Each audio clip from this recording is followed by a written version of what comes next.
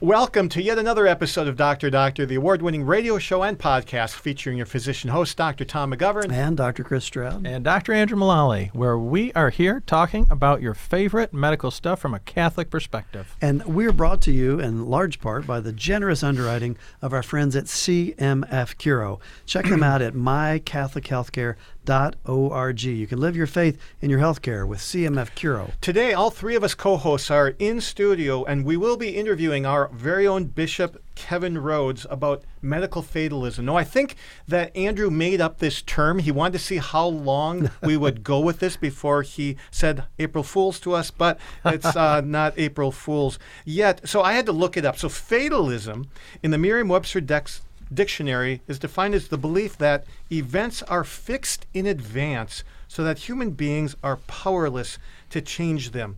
Andrew, this show topic was your idea. What in the heck prompted you to want to do this? Yeah, this is a daily issue for me, and it can be frustrating. I love my patients. I try and love everybody, but you see this and you feel sometimes like you want to help them, because this is in my mind, I think it's a bad worldview that we're all susceptible to at times, but I've seen it a lot more lately, especially after COVID.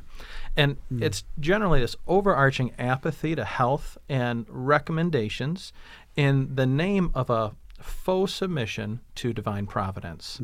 A faux submission. Yeah, that's kind of my thought, or what I'm seeing. And maybe an example would be, if God wants my diabetes to get better, he can heal me. So I don't need to take insulin. I'm not into that. Yeah. I'm not taking any medicine. I'm perfectly healthy. I'm like, well, you're not taking any medicine. That's true. That's not my recommendation, though. And, this usually coincides with the dislike of medicine and interventions in general. I've found it lately really augmented by a distrust of authorities, especially secular authorities that hold different morally unsound positions like on abortion. But that could definitely be a side effect of the pandemic as well, right? Well, and really that's a political position, not a medical one. Yeah. Name somebody who's in favor of abortion. I'll never trust them on anything.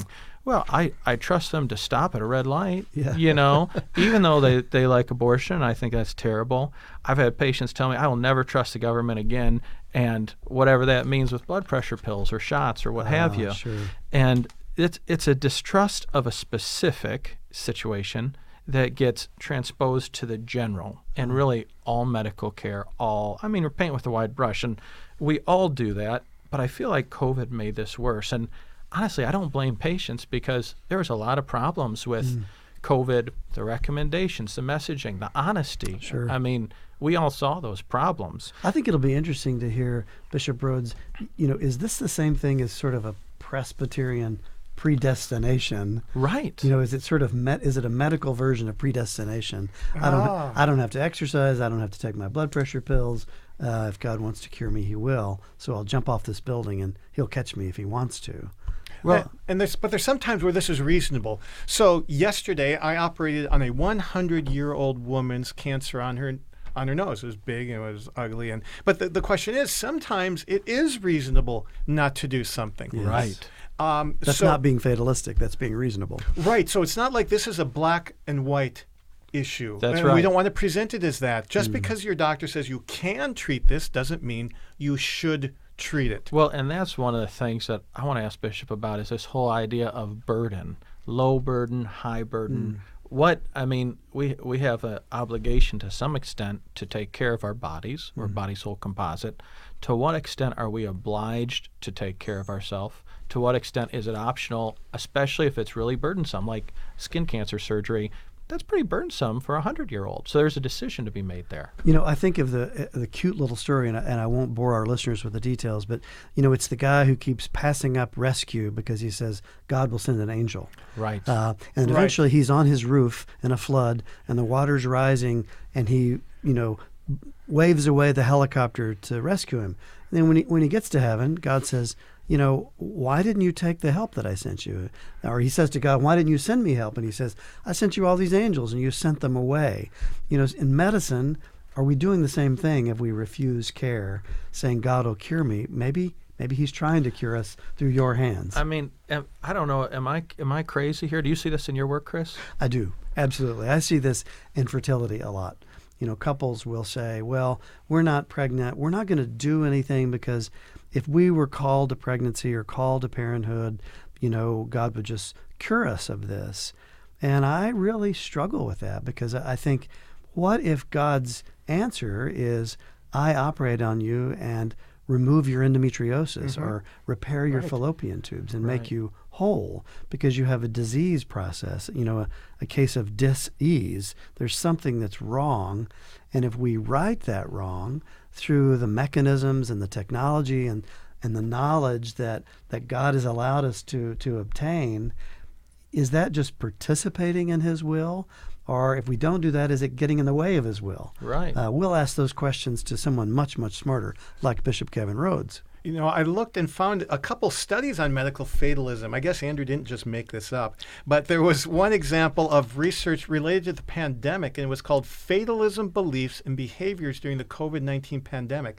And the core finding of this study was that the more infectious people thought the virus was, the less that they wanted to do to reduce their chance of getting it. Oh, it's going to happen anyway. Isn't that incredible? And to me, I would be like the opposite. So I truly don't understand what's motivating some people. It makes me think of the old days when people used to smoke. I guess they still do, but not much. Right.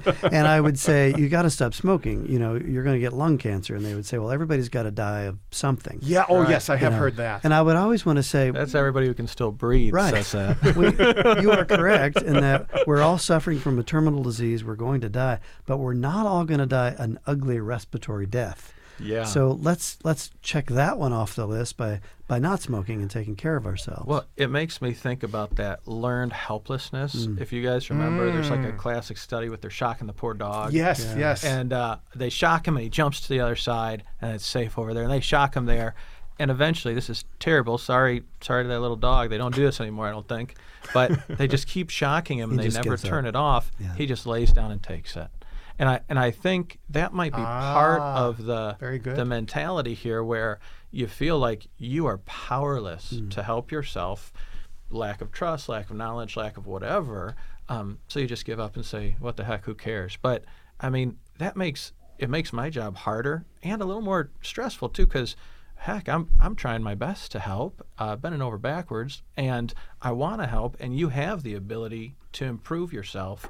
You're not helpless. You have opportunity there. And I think our job, maybe on this episode, is to help listeners with Bishop Rhoades' assistance, help them understand what's being faithful and being trusting in God's providence versus what's being fatalistic and stubborn and, frankly, maybe sinful. And it's not clear cut, right? I mean, there's lines there, but it is something where it requires a lot of reflection. And I don't know about you guys. I need more time for reflection. I think we probably all do. Well, and here's another study where they looked at cancer fatalism and whether race or education was related. And they showed that, white, non-Hispanic whites, Hispanic whites, and blacks, there was no difference by race, but there was a difference by education. So the more education people got, the less fatalistic they were. Interesting. And then finally, there's one that looked in Peru at religious fatalism and acceptance of COVID vaccines. And this was interesting. It could go both ways. In other words, sometimes a certain religious fatalism would say, oh, no, I'm not going to get the vaccine. God's going to take care of me. But on the other hand, there were other vaccines where, or other religions where they said it has a positive influence on vaccine acceptance because other groups argued based on the Bible that the vaccine is a gift from God. Oh, wow.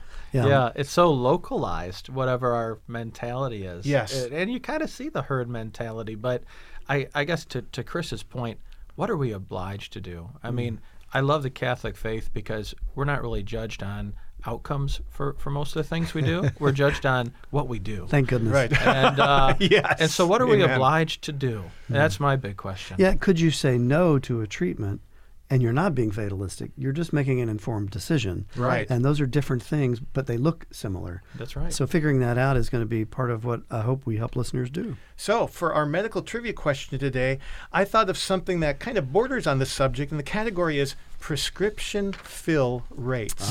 Yes. Yes. So I found an article published in November of 2018 called Prescription Fill Rates for Acute and Chronic Medications in certain data. So what they looked at was 175,000 patients and who received a prescription for either high blood pressure, diabetes, or some infection for an antibiotic. Just little things. Little things. So, and remarkably, about the same percentage of patients in each group did not fill the prescriptions. What percentage, so this is the question, what percentage of patients in this large sample did not fill their prescriptions? We're going to tell you at the end of the show after our wonderful upcoming interview with Bishop Kevin Rhoades on medical fatalism here on Dr. Doctor. Welcome back to our special guest interview today on Dr. Doctor. We are recording in studio with our own ordinary, Bishop Kevin Rhoades. Bishop Rhoades has been on the show before. We're happy to have him here. He has been bishop of the Diocese of Fort Wayne, South Bend since January 2010. Before that, he was bishop in his home diocese of Harrisburg, Pennsylvania. He's a glutton for punishment at the USCCB level, where he has been the chairman of the Task Force on Healthcare, the chairman of the Committee on Laity, Marriage, Family, Life, and Youth. He was the chairman of the Committee on Doctrine, and he shepherded through that document on the Eucharist, which garnered overwhelming support from his brother bishops, which to me shows an astounding level of emotional intelligence in doing that. And he is the upcoming chairman of the Committee on Religious Freedom. So we thought because of his background, he's perfect for this topic of medical fatalism. Bishop Rhoades, welcome back to Dr. Doctor. Thank you, Tom. Great to be with you. Your remarks are very kind. I don't deserve those kind and remarks. I would take issue. There's nothing ordinary about our bishop. True. He's the extraordinary form of the bishop. Well, Andrew, since this is your topic idea, I thought, you hitting lead off here, what do you want to ask the bishop first? Yeah, I guess, we're kind of titling this idea medical fatalism. And we were talking off air maybe about theological analogies. Have you ever heard of medical fatalism before?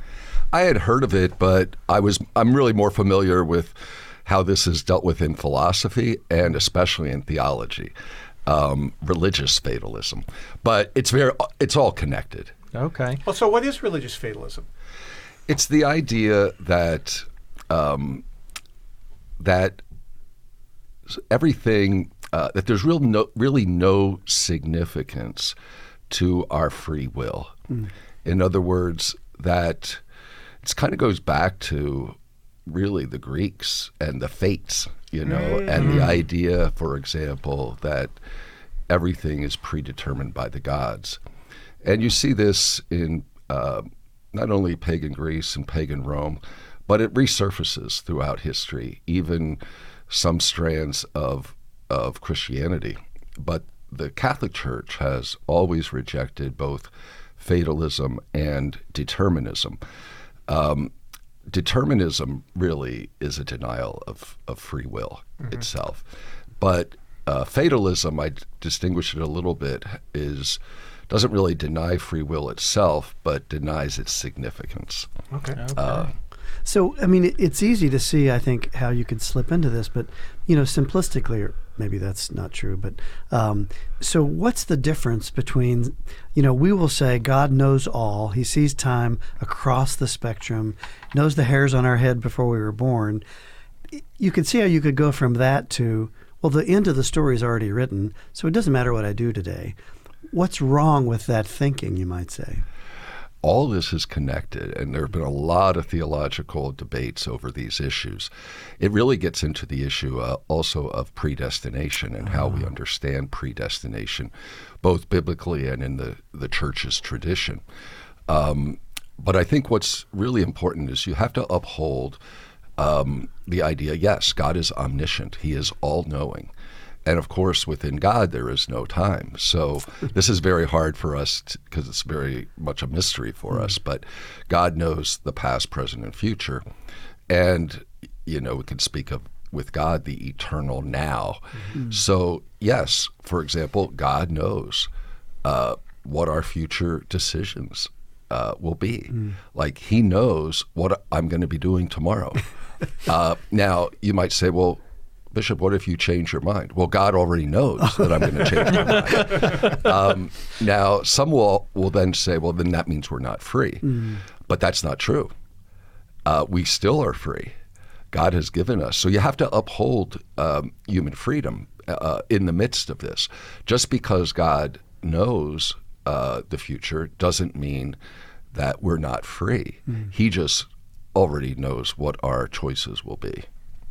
And this gets into the whole also, and this I don't think in this program we want to get into all the things about predestination, but I think it is important to mention that the church has never accepted what's called double predestination, where some would say that God not only wills our salvation and predestines us to be his adopted children, et cetera. St. Paul talks about that.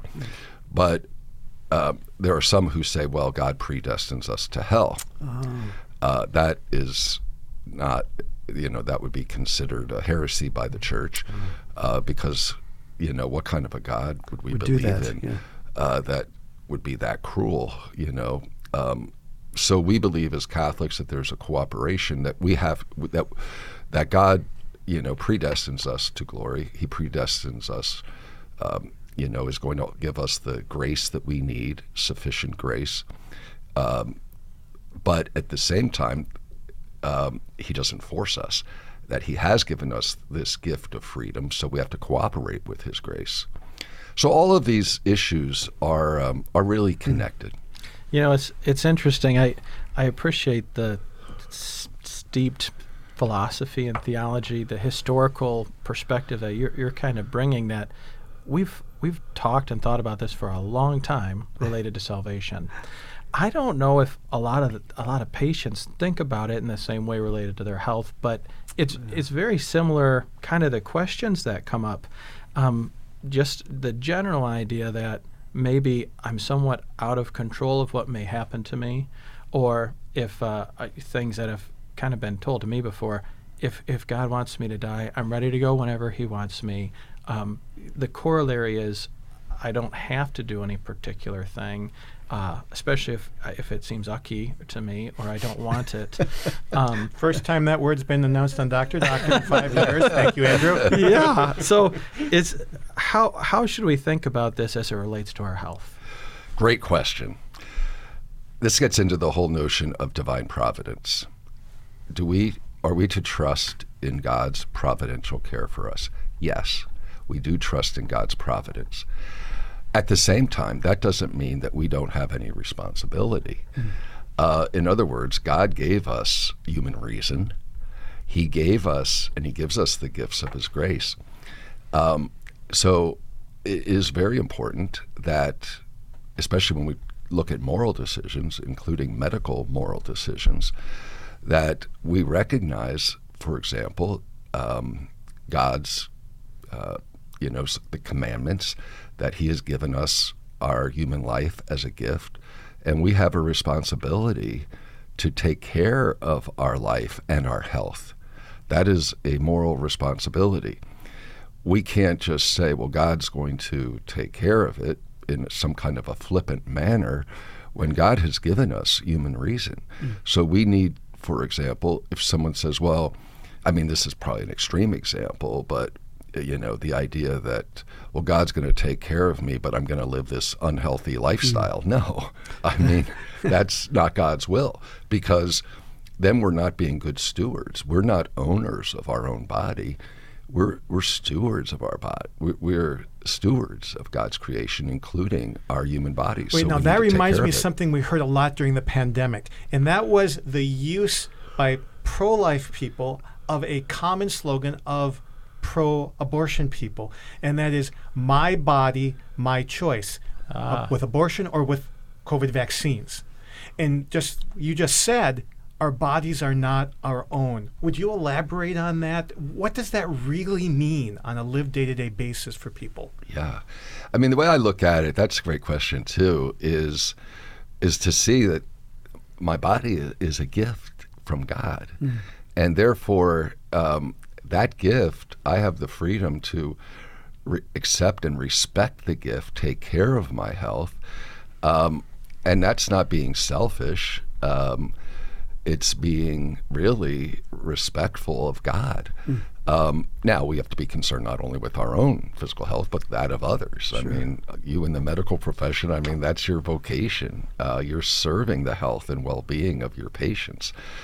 Would under the cardinal virtues, yes. I've been learning these better lately, would care for the body as a gift of God come under the virtue of justice, something we owe to God because he gave it to us, or is there a link there? I think there is. I often think of the virtue of temperance as well, because, moderation. Sure. And that's so important for our good health as well.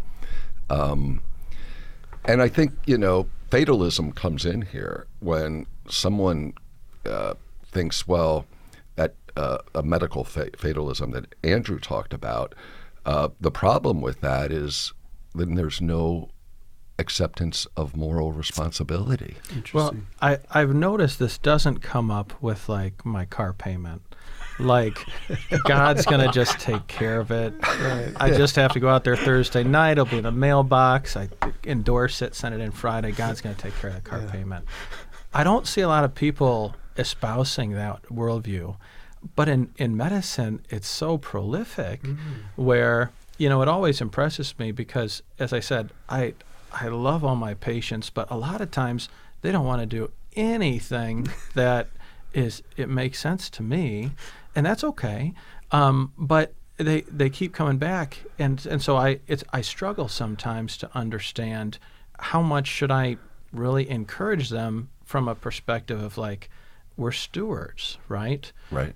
When I hear the stewardship, my mind immediately goes to the servants with the talents and the guys who make an investment and make a profit, and the poor guy who buried his. What a sucker. Yeah. I'm not going to be that guy, right? And so I guess one of the things that I'm trying to figure out, we were talking in the first quarter about there's a place for us to make medical decisions based on reasonableness and burden, and that's good, and that's like all medical decisions. But it would seem there might also be a baseline stewardship that we owe to God and to our bodies, being a good steward. Where is that? What commandment does that fall under? I mean, I think it falls under the fifth, but because that's where we treat not only, thou shalt not kill, not only the prohibitions against homicide and abortion and euthanasia and suicide, but also there are positive parts of that, and that includes taking care of one's life and one's health. Now, I think what you mentioned too about, benefits and burdens, et cetera, what are we obliged to? Ordinary means of taking care. I'm sure you've talked about ordinary and extraordinary means on this show. It's so important in Catholic medical moral teaching. And, even in our ethical and religious directives, we give some very clear guidance, the bishops do, about this, especially when you're dealing with people who are seriously ill and dying. But every person is obliged to use ordinary means to preserve his or her health. We say that in number 32 of the ethical and religious directives for Catholic healthcare services. Maybe, now we're not, obliged to submit to certain procedures where there isn't a reasonable hope of benefit, or excessive risks and burdens. You know all of that as good Catholic doctors. I know that. But I think your patients and our people, we need to form their consciences well in this and form their consciences better, especially those who aren't willing to use ordinary means to preserve their health. That's problematic. It almost feels like gluttony of sort. I'm not going to do things to get my cholesterol down. I'm not going to treat my blood pressure because it's all predetermined. So I'm just going to sit here on the couch and eat donuts. That seems disrespectful to the gift that is our health, and it feels wrong. It feels almost sinful. Right, exactly. And I think that's where temptations come in. I mean, to moderate our appetites. I mean, that's why we have Lent. That's why we have practices like fasting. It's really to help us to kind of control those passions. I don't think I've heard a homily or even given a homily about gluttony in years. But it probably wouldn't be a bad idea. And how often, and I can think to myself, well, probably in examining my conscience, I don't know that I've ever really considered that very much, and I should, because now oftentimes, it would be a venial sin. Although you have to be careful, venial sins are also significant in the sense that repeated venial sins can lead to mortal sin. If you're sort of thumbing God and saying, I'll have the other donut, it doesn't matter, I'm in charge. That's more serious than just overeating once or twice, right? Right. In medicine, it wasn't that long ago that you would walk into the physician's lounge and have to duck beneath the cloud of smoke. Because physicians and nurses were notorious smokers. But even today, physicians are notoriously in bad health, whether they're overweight, they don't exercise, they don't live well. And I just wonder, as your counseling priest, do you find that, are they susceptible to this sort of fatalistic, I'm a priest, therefore I don't have time to think about my health or my body or these kind of healthy decisions?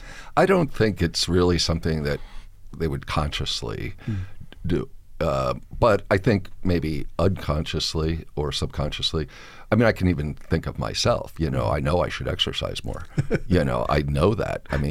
My doctor will tell me that. My cardiologist tells me that. Yeah. And I kind of struggle because I have so many other things to do. And, and therefore, there seems to be, there's an element of self-discipline that's needed. For example, in my situation, I tend to be a workaholic, not an alcoholic. Thanks be to God. No, a workaholic. And, so I have to fight that temptation to work too hard and then neglect, for example, physical exercise. So, Bishop, I guess maybe a couple of examples to kind of flesh out how to think about this, because really I think one of our big hopes with the show is to help form the consciences of our listeners, of ourselves, and try and figure out how to even articulate this, because I've struggled with that at times. I can talk about the medical stuff and what's smart there, but I think there's something I'm missing to articulate. And so some of these examples might be triggering. And Andrew, this might be a perfect time to take our break, and then we can just dive into the whole second half with examples, because I think that's where I learn the best. Yes, I think good. So we'll be back with Bishop Kevin Rhoades and some stories related to medical fatalism here on Dr. Doctor. And we are back today on Dr. Doctor with our own Bishop Kevin Rhoades. Thank you for being here, Bishop. To dive right into examples, here's what I hope is a boring one. Somebody's got extraordinarily high blood pressure. We know high blood pressure every 10 points on top might shorten your life by about 3 years. So if somebody's running, 180 on top instead of 120, that's really bad. I say, hey, you should take this blood pressure pill. Almost nobody has side effects. It's once a day. It's like a vitamin. It'll help you. And they I don't like taking medicine. I'd rather not. I feel fine. God will take care of my blood pressure. How should I talk to that patient? Yeah. Obviously, the church rejects that kind of thinking, that medical fatalism. That person is really not respecting not only human reason in this situation, good medical science. I guess they're not rejecting what science is saying, but the fact that they are just saying, well, I'm just leaving it up to God, that's not God's will. The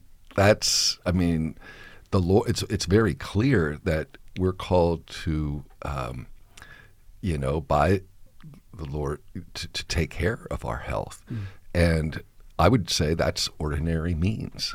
And so I think trying to help in the formation of that patient's conscience is really important. Ultimately, they have free will, so you can't obviously force them. But there's no counter indications that this is in any way going to be harmful to the person's health to take medicine for high blood pressure, right? So Bishop Rhoades, we talk about ordinary and extraordinary means, and all of our conversations before have been about at the end of life. This is not at the end of life. This is in the big middle part of life. So how do we think about what our ordinary means during the vast majority of life versus we're in the ICU at the end? Yeah. Well, I think Jesus tells us to love our neighbor as ourselves. So this is part of the proper love of self. Mm-hmm. And it's not only about oneself, it's also about others in one's life. I mean, I don't know that if that patient has a family, that, right. And let's say has children and that who, or a wife, and, they need him, it's also when you don't take care of yourself, it's not just harming yourself, it can also be harming others. So I think it's both love of neighbor and proper love of self, not excessive love of self, but proper love of self. Is there an analogy here? Because the place where I struggle the most is these are good people. They disagree with me. They don't want to take the medicine. They keep coming back. And I wonder if there's an analogy with confession, maybe. Or maybe you guys have a secret where you guys get to bestow graces. Yeah. We don't I have wish that. I had that too. Is there any advice to folks who just, there's kind of a fixed mindset? Should I just maybe try and introduce the idea of, hey, you're really a steward here, thinking of people? Exactly. And I would put it in the context of personal responsibility that God, is asking of us to assume that responsibility of taking care of ourselves. This is also related to a problem that I especially saw during the COVID pandemic, and it's very much related is the two extremes of fideism and rationalism. Fideism is faith alone, rationalism, reason alone. Mm-hmm. Well, the church is always faith and reason. Yes. It's not faith or reason. Now, I'd say nowadays, in the secularized culture where we live, it's a lot more rationalism, especially since the Enlightenment of the 19th century. But there's been some resurgence of fideism and, faith alone. And I think that's very dangerous. You get to then some religious fanaticism takes place. Sure. And so anyhow, I just wanted to mention that, but I think that's also related. And I think we have to just remind everyone, God gave us a gift of reason as well as he gives us the gift of faith. So we have to respect both of these gifts and use both of these gifts. If we were as good at telling people they're wrong as Bishop Rhoades is, I'll bet our patients would be a lot healthier. 100%. He tells people they're wrong for a living.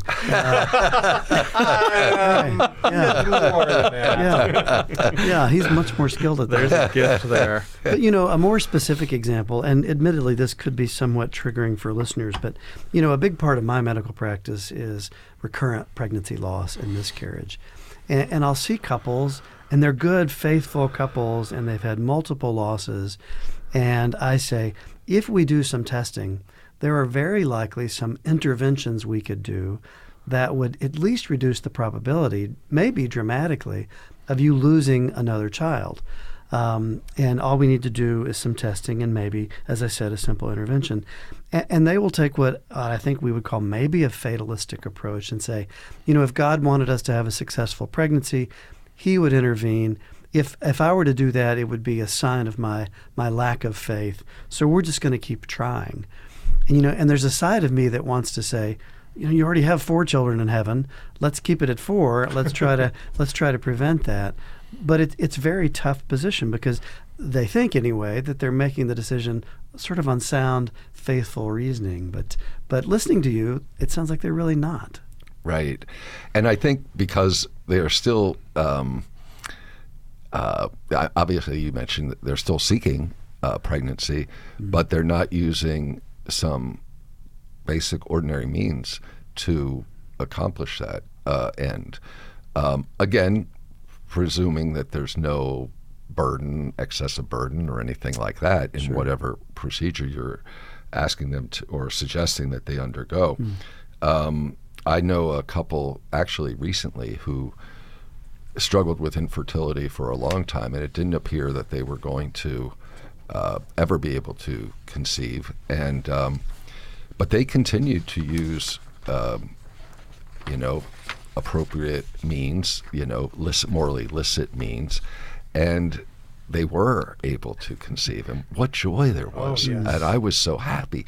But if they had not persevered, it would not have happened. So again, I think, we have, thanks be to God, doctors like yourself who are practicing to help couples in a morally licit way to conceive.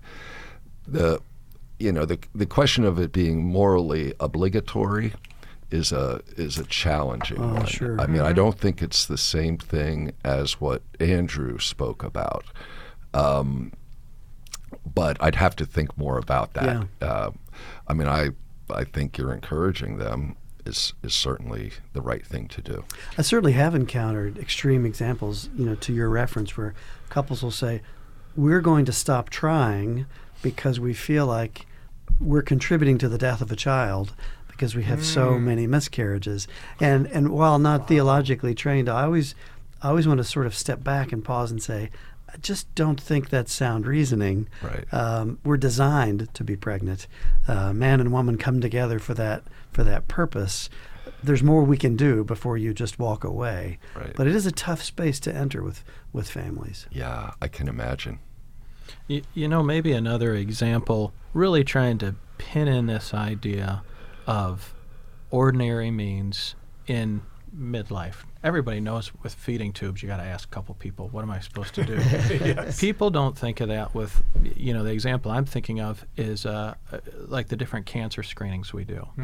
Colonoscopies is something that I perform. It's not ordinary, an ordinary day at least. Is that an ordinary means? And what burden do we have? I've had people tell me, hey, God wants me to get colon cancer. I'm ready to go today. Totally up to God. Do I have to look into that? Or, we could use other examples, mammograms and whatnot, but colonoscopies, it's a pretty inconvenient day. Is that ordinary? Is that ordinary? Yeah. That's a great question. I just had a conversation about this with a cousin of mine who is not won't get a colonoscopy, and he is someone who really should. He's at the age, he's about my age, and it's not very pleasant. And I said, you know what? I am so glad, because the different colonoscopies I've had, I'm sorry to get into my own medical treatment with our listeners. This isn't the most pleasant thing to talk about. Andrew brought up colonoscopy. That's right. We got to get to the bottom of it. Right. But there were polyps removed that were, I guess could have been precancerous, and, perhaps, I'm Could have alive. extended your life. Right, extended my life, and I'm alive today because I did that. So I think that's being personally responsible. There's, again, it doesn't get into, I don't think it gets into the morally obligatory, but I think every person in their own conscience, I would feel a moral obligation, though. What do you think from, I guess, maybe a psychological perspective? What do you think is behind that reasoning? Because I doubt it's actually theological reasoning. Maybe it is, but I question if it's actually theological. But what do you think is behind a right-thinking, intelligent, educated person feeling so motivated that they're going to avoid a pretty simple, ordinary thing that might extend their life? It's an interesting thing, because I don't know if this is true, but often they say that we men are like that. Like we avoid going to the doctor and avoid these other things. And I know I have to fight that tendency in myself. My doctor will have to remind me that I need an annual checkup. So is the Virgin Mary the woman in your life that convinces you to go in? Yes. But there's another woman in my life. My sister's a nurse, and she will get after me. Yeah, you can't escape that. No way. Yeah, it is interesting though, because you wonder why. What's the resistance? What's there that's motivating you to be, to we would argue in the medical bias to say you're toying with danger. Why would you do that? You probably wear a seatbelt. Right. Why not do these things? And the statistics on seatbelts are abysmal Compared to colonoscopy. to a lot of other things. Yes. But even doing things that are unhealthy, I think it's a matter. I don't know. I mean, I would think just maybe it's some avoidance. Not wanting to even think about it. Think about our mortality. Yeah. Fear. It'd be interesting to go more deeply with people and see why. Just not being attentive. I don't know how to say that. I mean, I could just say in my own situation, I would kind of get we get involved and we're busy in our lives, and sometimes we just don't give it much attention to our health. If I was trying to help form my conscience as a patient, or one of my patients' consciences as a doctor, what could I point to in the Bible or the Catechism or other magisterial teachings to help kind of hone in on this, that there's some baseline responsibility that we owe to God to work towards health? Yeah, I mean, the Catechism reference that comes to mind is the section under the Fifth Commandment, thou shalt not kill, which gives also the positive things about human life and dignity, where it talks about, respecting the life and dignity of others, et cetera, and protection of human life. There is mention there of the importance of also taking care of one's own health. I think in the scriptures, I'm trying to think of maybe some specific passages. I would get back to the idea of Jesus saying, love your neighbor as yourself. So there is that obligation to love oneself, and that includes taking care of one's own health. One of my favorite passages would be a good old book of Sirach, chapter 38, verses 1 to 15, on the value of the physician. Give the physician due to him, and the pharmacist for making the medicines. That is the lengthiest section of Scripture that I'm familiar with, Sirach 38, 1 to 15. But I think what we've uncovered, at least for me more than I would have thought before listening to you, Bishop, is just this intersection of sort of health and duty. Yeah. The idea that I'm not taking care of myself because, I want to look good at the pool this summer. Right. I'm taking care of myself because I have a moral obligation to treat my body as something that it's not mine, it's a gift. And then the idea that, health doesn't happen in a vacuum. To your point about the man who has a spouse and who has children and grandchildren, I don't get the privilege of saying, I do what I want with my life and my body because it belongs to other people as well. Well, and it makes me kind of wonder, okay, we're in this time of Lent now when we're recording. As we're examining our consciences, what would be some good things to think about or ask ourselves to make sure we're on the straight and narrow here? I think I would ask myself, am I living the virtue of temperance? I think that's a very important question. As far as am I taking reasonable care of my body? I think one of the things, again, with the idea that physical health is a precious gift that God has entrusted to us,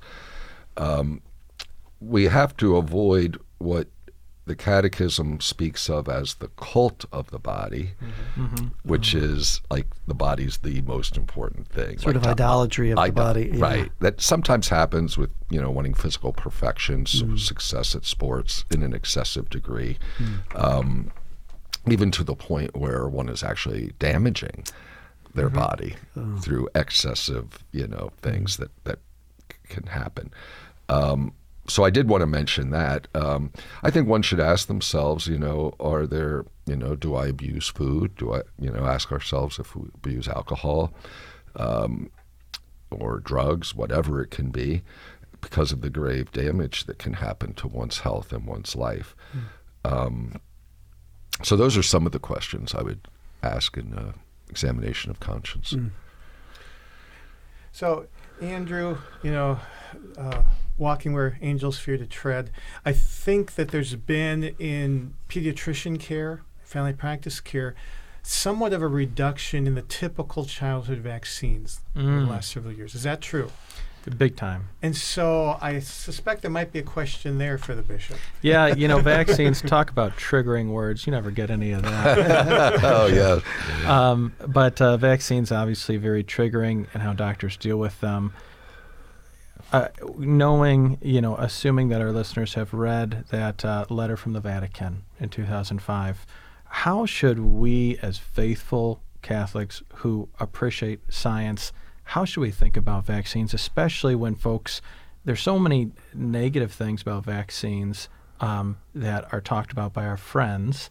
How should we think about vaccines, and what are our obligations to receive them, if any? Yeah. Oh, wow. That is a very controversial issue, as you know, and as letters that I get also.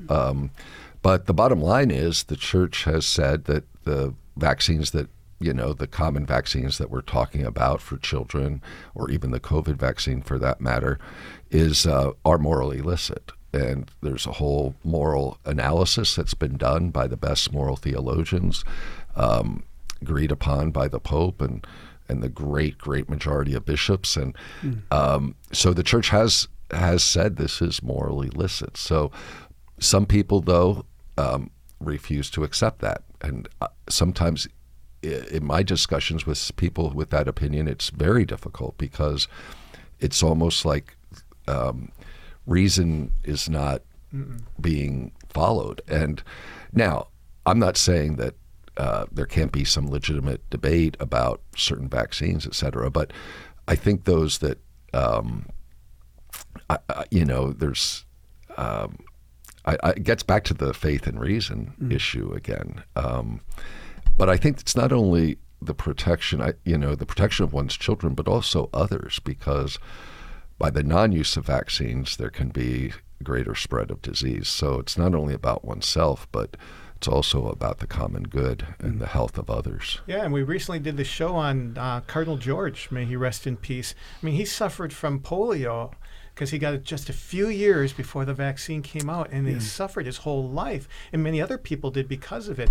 And I think there aren't people alive today who remember that anymore, so they don't have the same need. I don't know, what kind of attitudes are you hearing from your parents of your young children about vaccines, Andrew, that's changed over the last 5 years? And with vaccines in particular, I never look at a patient and say, like, their heart's in the wrong place. I think people are scared, and so I guess maybe one of the things that I always try and do is present myself as an authority in this area that you can trust. Is there maybe a word, Bishop, to seeking out reasonable places to get information? And an obligation there. So that's what we're asking. We say the easy ones for you. Yeah. No, well, that's a great question, because what I think is happening is, especially because of social media, is there's so much out there that people believe, certain things that are not, medically factual, really. Factual, yeah. Right, exactly. And how do you counter all of that? I think it's a big challenge. I would rely more on you on what are the best medical experts to read, studies or whatever that have been done. I've read a lot, but I'm not an expert by any means. I have a certain, we're not saying that medical science is infallible or that there can't be mistakes made. It is, but you have to weigh, the results of experiments, et cetera. And, nothing, I guess, is without potentially negative side effects. So you have to kind of, again, look at all of that. You use your reason. But where I would refer people to, that's a good question. I would look at reputable studies and reputable scientific and medical research if they're questioning those things. And it's interesting. I think the could versus should question always comes up. And you correct me if I'm wrong, but I think it's worth pointing out there is nothing wrong with right-thinking, conscientious parents trying to decide where they stand on various vaccines. And I think we learned through the pandemic that talking about the polio vaccine and now maybe the COVID vaccine, maybe it's not fair to compare those side to side as we learn more about some of the traumas we inflicted on ourselves through the pandemic. It was, after all, a pandemic and complicated. And you could argue maybe there is a duty to ask these questions, but at the same time, it is morally licit for these childhood vaccines. But I'm sure, Andrew, you see couples that make a logical, informed decision to maybe forego one or some, or change the schedule or something. You know what I'm thinking is we might have to invite the bishop back for a vaccine episode. Yes, if you're looking for more penance, Bishop. Because we are out of time with this episode. Bishop Rhoades, thank you so much for being here with us on this episode of Dr. Doctor. You're welcome. Thanks for having me. Well, welcome back to Dr. Doctor, and welcome to the answer of this episode's medical trivia question. And it's about prescription fill rates. How likely are you to fill that prescription that Dr. Mullally writes you? So, 175,000 people, prescriptions for antibiotics, blood pressure, and diabetes medicines. What percent went unfilled? A whopping 25% went out of every 4 prescriptions not filled. So, from this great episode with our bishop, we have 3 top takeaways. Chris, you first. I always love listening to Bishop Rhoades, but just this idea of intersection of faith and medicine, this really was the intersection. But my first one is this idea that health care for yourself is really love of neighbor. I love the way he pointed that out, and I honestly didn't really think of it that way before. My takeaway would be an action point. Bishop talked about using the virtues as an examination of conscience, especially temperance. And I think that's a great take-home point for the next time we go to confession. Right, and there's a nice section in the Catechism on temperance with some practical application. And mine, be similar to Andrew. An action point is I've really gotten a lot of value from that book in the Old Testament, Sirach. Read chapter 38. The first half of it is about the value of the physician in our lives taking care of our health and how important that is. So it comes from God. And to trying to put in perspective, what is the role of those people who help us with our health so that we can not only help us, but those around us, as Chris said. Now, for you cradle Catholics, Sirach, that's towards the beginning of the Bible. Way over there on the left side. on the left-hand side. Thank you for bearing with us on yet another episode of Dr. Doctor. You can find this and all our old episodes on our website, drdoctor.org. And you can click on Episode Archive at the top, and you can listen to over 300 exciting episodes. drdoctor.org, top of the page, YouTube link. Check out the video version of our podcast. We think you'll like it. This is Dr. Tom McGovern. And this is Dr. Chris Stroud. And Dr. Andrew Mullally, and we're signing off until your next dose of Dr. Doctor.